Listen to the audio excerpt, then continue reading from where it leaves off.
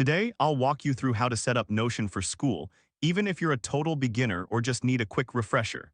By the end of this guide, you'll know exactly how to create a personalized Notion workspace so you can stay organized and focused on your studies.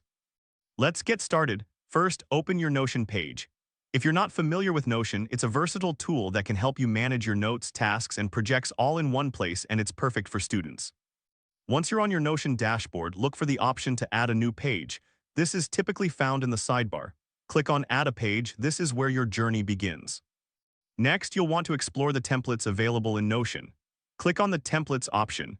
Templates are pre-designed layouts that can save you time and help you get started quickly. Think of them as blueprints for your workspace. Now let's dive deeper. Click on Templates again, but this time we're going to access the Notion Marketplace. This is where you can find a variety of templates created by other users. In the search bar, type Student Life to find templates specifically designed for school. This will help you narrow down your options and find something that suits your needs perfectly. Once you find a template you like, click on it and then hit the plus Add button. This will add the template to your workspace, making it ready for you to customize. Now open the template you just added. Take a moment to modify it to fit your specific needs. You can change sections, add your own subjects, and even include deadlines for assignments. This customization is key to making Notion work for you. It's like tailoring a suit to fit perfectly.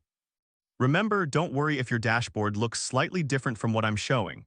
Notion is constantly updating, and it's totally normal if this takes a moment to get used to. And there you have it, you've successfully set up Notion for school.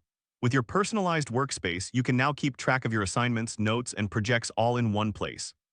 If this helped you out, please give the video a thumbs up. If you run into any issues, leave a comment below. Subscribe for more actionable guides. Thanks for watching.